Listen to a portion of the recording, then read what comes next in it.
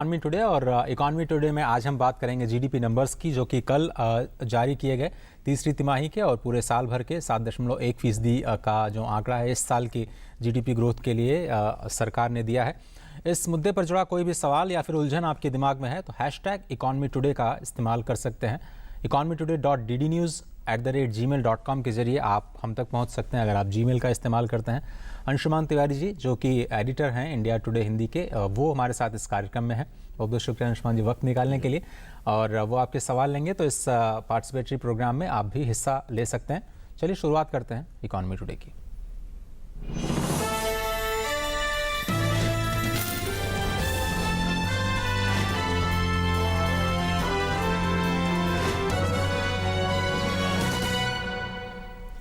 और विमुद्रीकरण के दौरान में बहुत सारे लोगों ने ये अंदेशा या अनुमान लगाया था कि देश के आर्थिक विकास पे बहुत ही बुरा असर पड़ सकता है।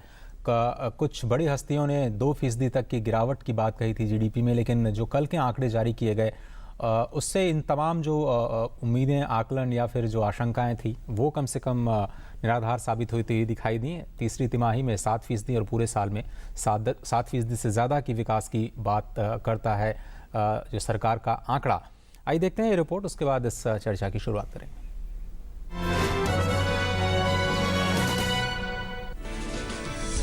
विमुद्रीकरण के बाद देश के आर्थिक हालात को लेकर लगातार चर्चा होती रही है और इसके असर पर भी काफी बहस हुई। सबको इंतजार था तीसरी तिमाही के जीडीपी आंकड़ों का, जिससे सच्चाई का पता चलता। मंगलवार को जब जीडीपी के आंकड़े आए तो साफ हो गया कि विमुद्रीकरण का विकास पर कोई असर नहीं पड़ा। सीएसओ द्वारा जारी आंकड़ों में तीसरी तिमाही में जीडीपी के आंकड़े उम्मीद से बेहतर रहे हैं। अक्टूबर से दिसंबर की तिमाही में जीडीपी की दर 7% रही है। वहीं साल 2016-17 के लिए जीडीपी की विकास दर 7.1% रहने का अनुमान है। आपको बता दें कि जीडीपी को सबसे ज्यादा सहारा कृषि क्षेत्र से मिला है। तीसरी तिमाही में कृषि क्षेत्र में 6% की बढ़त दर्ज की गई। The process of remonetization has also progressed well, and as they say, it is near complete today. Is that agriculture sector has shown very robust growth at 6% against 4.68%, which was the projection earlier. Manufacturing sector growth at 8.3% is again very satisfying. वही manufacturing क्षेत्र की विकास दर की बात की जाए तो तीसरी तिमाही में 8.3% रही है। साथ ही खनन में तीसरी तिमाही में 7.5% की विकास दर्ज की गई है। In the third quarter, we find that sectorally, agriculture and mining do better than in the first two quarters. Insofar as manufacturing is concerned, the number is mixed. It is better than the second quarter, but not better than the first quarter. Trade, hotels and restaurants again is better than the second quarter, not as well good as the first quarter. Reserve bank ने इस बार की credit policy में चालू वित्त वर्ष की आर्थिक वृद्धि दर को घटाकर 6.9% कर दिया था। साथ ही आईएमएफ ने भी अपनी वार्षिक रिपोर्ट में भारत की विकास दर को अनुमान से घटाकर 6.6% किया था, जिसके पीछे विमुद्रीकरण को वजह बताया गया था। लेकिन मंगलवार को ओईसीडी की रिपोर्ट में साफ तौर पर कहा गया है कि भारत इस वित्त वर्ष में 7% की विकास दर हासिल कर सकेगा और G20 देशों में सबसे तेज गति से विकास करने वाली अर्थव्यवस्था बना रहेगा। विमुद्रीकरण का ऐलान प्रधानमंत्री मोदी ने 8 नवंबर को किया था। अब जीडीपी के आंकड़े इस बात का संकेत है कि विमुद्रीकरण का अर्थव्यवस्था पर कोई प्रतिकूल असर नहीं पड़ा है। अर्थव्यवस्था विकास की राह पर तेज गति से विकास करने के लिए सक्षम है। सिद्धांत सिबल, डीडी न्यूज, नई दिल्ली। तो अंशुमान जी, अब ये आंकड़े वाकई कहते क्या हैं, और ये जो बहुत निराशाजनक तस्वीर बहुत सारे विश्लेषकों द्वारा सामने लाई गई थी डिमोनेटाइजेशन के बाद में, ये पहले नंबर्स पर आपकी क्या प्रतिक्रिया है? देखिए, ये आंकड़े 2 हिस्सों में हैं और इनको हमें 2 हिस्सों में देखना पड़ेगा। पहला हिस्सा है ग्रोथ के आंकड़ों का और दूसरा हिस्सा है कैपिटल फॉर्मेशन और कंजम्पशन और इन्वेस्टमेंट के आंकड़ों का, और दोनों में बड़ा दिलचस्प सा अंतर दिखता है। पहली चीज़, हम ग्रोथ के आंकड़े को लेते हैं। स्वाभाविक रूप से इस ग्रोथ में केवल 400 बेसिस पॉइंट की कमी डिमोनेटाइजेशन के क्वार्टर में शायद इसलिए आई है क्योंकि एग्रीकल्चर ने सपोर्ट किया है, और ये हमें मालूम है सबको कि मानसून बेहतर था और खरीफ की क्रॉप बेहतर थी, जिसका असर हमें अगले क्वार्टर में दिखाई पड़ा है।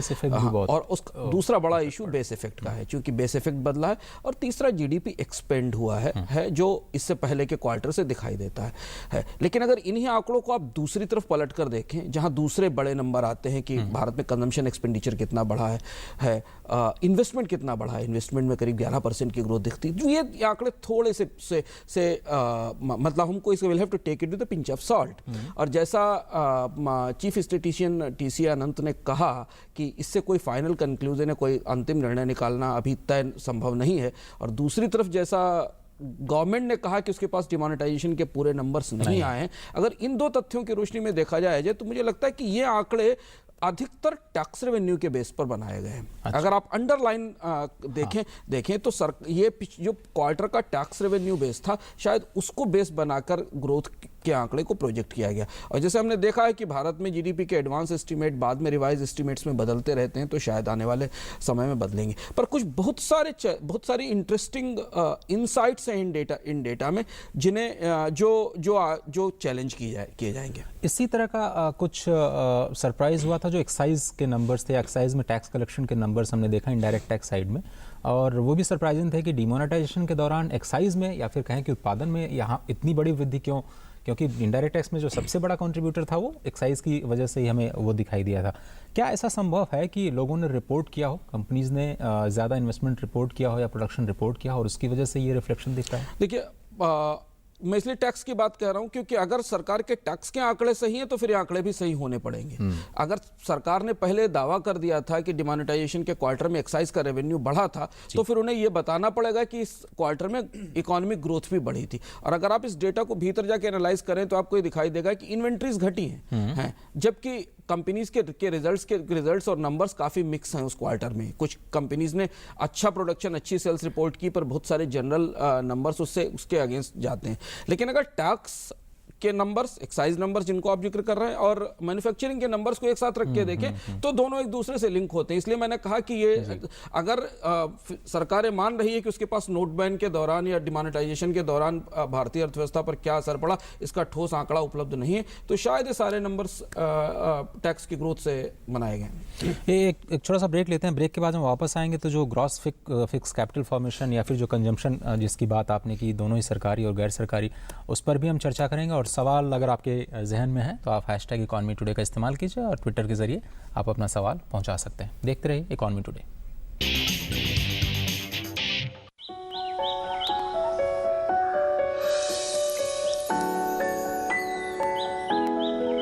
Losing a lot on transaction fees? Become a member of the BSE and pay 99% less. BSE, experience the new. Sensex is sensational. Is the darling of everyone. I am Vallabh Bansali. I've been associated with the BSE since 1981. Come, feel the financial pulse of the nation. S&P BSE Sensex, India's index, the world tracks.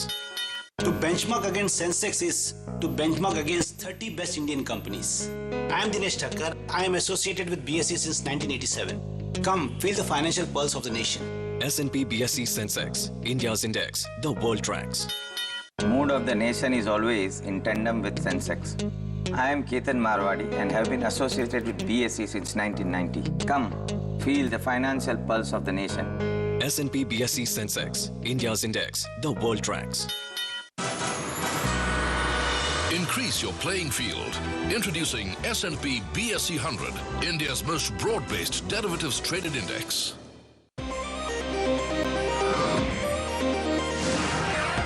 India's fastest currency derivatives exchange is here. BSE CDX, powered by Bolt Plus.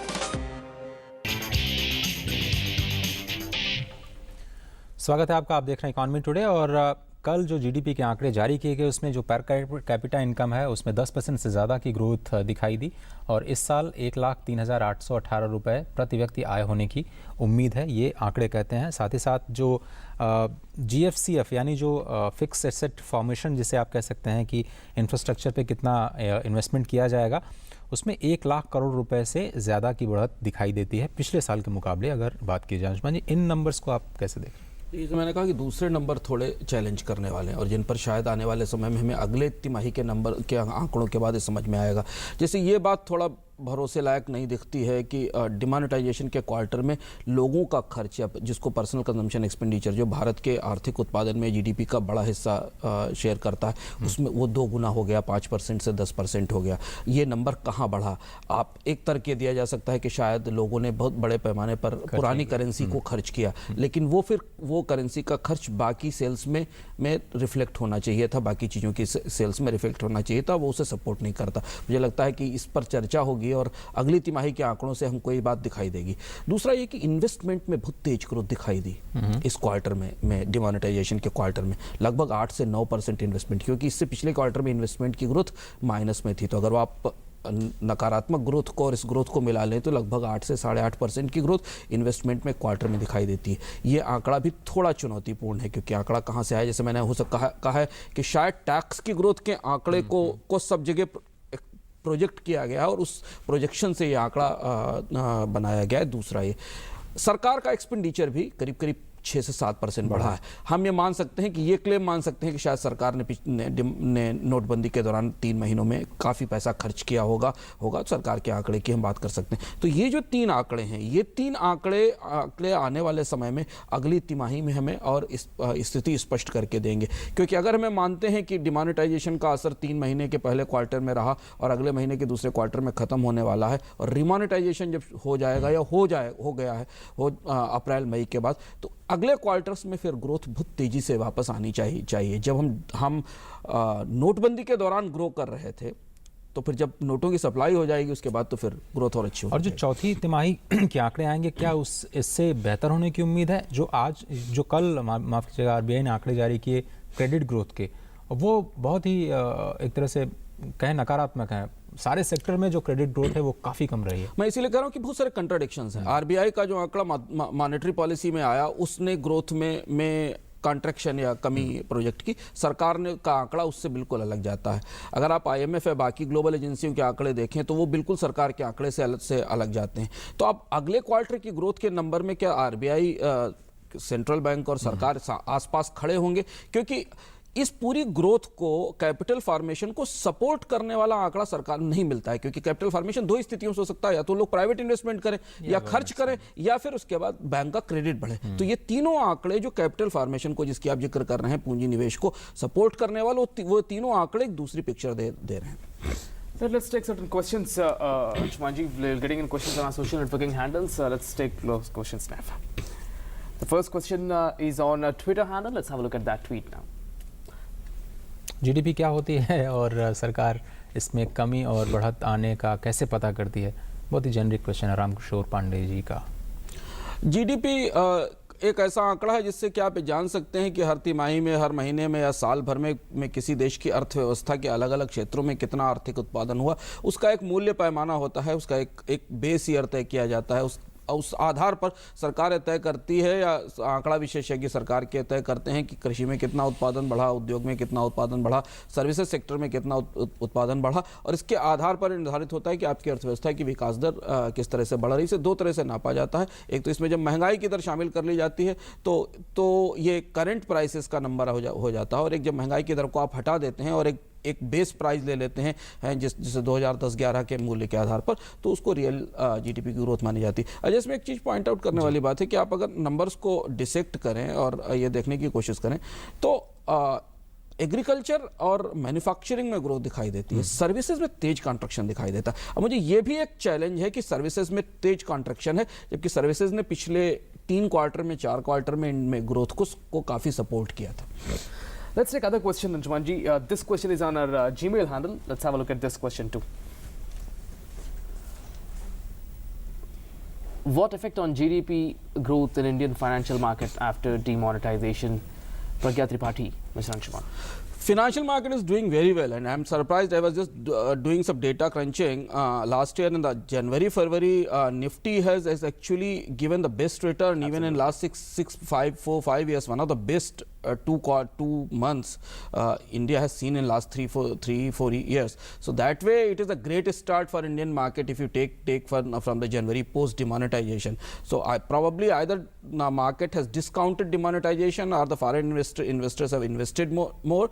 As far as the numbers are concerned, yes, GDP data they are already thinking, because market was already taking with a pinch of salt that Indian general growth in economy will have a drag after demonetization. But numbers, sector specific numbers are supporting in a way, like if the auto numbers will come better, then market will have a good boost. So in general, financial market is bullish. It is showing resilience to the demonetization effect, and post budget we have seen a good buying in the market with the various regions. Probably a lot will depend on two factors. One is about one concerning news which we have got today is about the El Nino, that this year El Nino is coming, and probably WMD has indicated that it will be a weaker monsoon. If that further confirms with the data, then it will definitely have a challenge, because once you have a demonetization drag, and that if you have a negative monsoon or a weaker monsoon, it will have a general impact on GDP growth. Minded, the last quarter growth is actually banked upon the agriculture growth only. And second is about how much time government will take to the implementation of GST, and the impact of GST on economy, and stabilizing impact of the GST on economy may take 3 to 6 months, and how the economy will perform during the transition period from an excise service tax rule to the GST rule, if at all GST comes. These are the two factors which is going to impact the financial markets behavior in coming years. Right, Anshumanji. Let's take a couple of few other questions as well. We are getting in on Twitter. This is again on Gmail handle. Let's have a look at this question too. And this question is in two parts.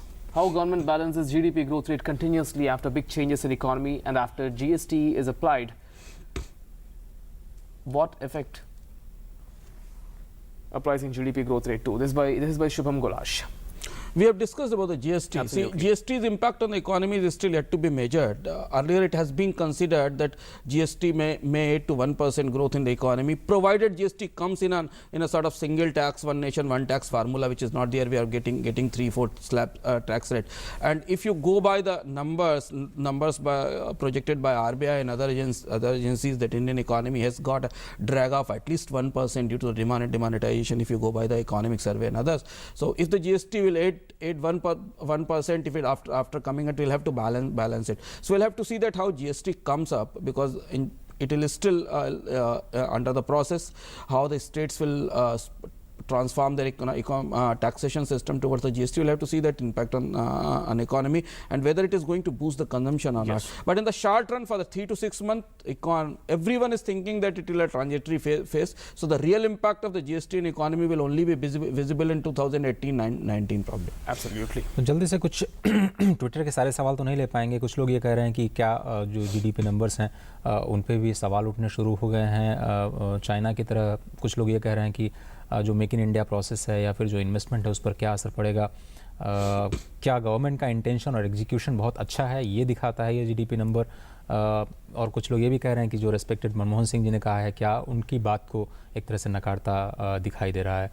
इन जो तमाम reactions आ रहे हैं, क्या कहें? देखिए, GDP numbers पे बहस भी होगी, सवाल भी उठेंगे, क्योंकि हमारे पास आप विदेश की एजेंसियों को छोड़ दीजिए, भारत की भी एजेंसियों के नंबर्स इस नंबर्स को चैलेंज करते हैं. अगर आप आरबीआई का डेटा देखिए, और हमेशा अर्थव्यवस्था में बहुत सारे नंबर्स एक साथ रखकर देखे जाते हैं, क्योंकि आप अलग अलग नंबर्स के है, तो इस पर बहस होगी. लेकिन एक क्वार्टर के डेटा पे आप कोई निष्कर्ष नहीं निकाल सकते. जैसा कि टीसी अनंत ने कहा है कि हमको अभी कोई कंक्लूजन ड्रॉ नहीं करना पड़ेगा.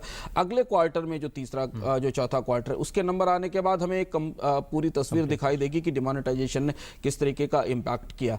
हाँ, ये कोशिश जरूर हुई है सरकार की तरफ से विमुद्रीकरण के बाद या नोट बैन के दौरान कि सरकार का इन्वेस्टमेंट अप किया जाए, और वो इन्वेस्टमेंट एक्सपेंडिचर आपको दिखाई देता. उसका भी जो इम्पैक्ट है, वो इम्पैक्ट भी हमको 2 क्वार्टर के बाद ही नजर आएगा. तो मुझे लगता है कि डिमोनेटाइजेशन का इम्पैक्ट पूरी तरह से नजर आने में थोड़ा समय लगेगा. और दूसरा ये कि जो इनफॉर्मल इकोनॉमी का पे होने वाला इम्पैक्ट है, उसके असेसमेंट का तो हमारे पास अभी फिलहाल कोई जरिया भी नहीं है, जो कि भारत की सबसे बड़ी इकोनॉमी है. बहुत बहुत शुक्रिया अंशुमान जी इस कार्यक्रम में शामिल होने के लिए और हमारे सवाल और दर्शकों के सवाल का जवाब देने के लिए. तो नवंबर 2016 से नवंबर 2017 एक तरह से ट्रांजिशन फेज कहा जा सकता है, क्योंकि जीएसटी आना अभी बाकी है और रीमोनेटाइजेशन का जो इम्पैक्ट है वो जीडीपी के आंकड़ों और देश की अर्थव्यवस्था पर क्या असर डालेगा वो भी देखना फिलहाल बाकी है. इस कार्यक्रम में सिर्फ इतना ही. मुझे और वेंकट को दीजिए इजाज़त. नमस्कार.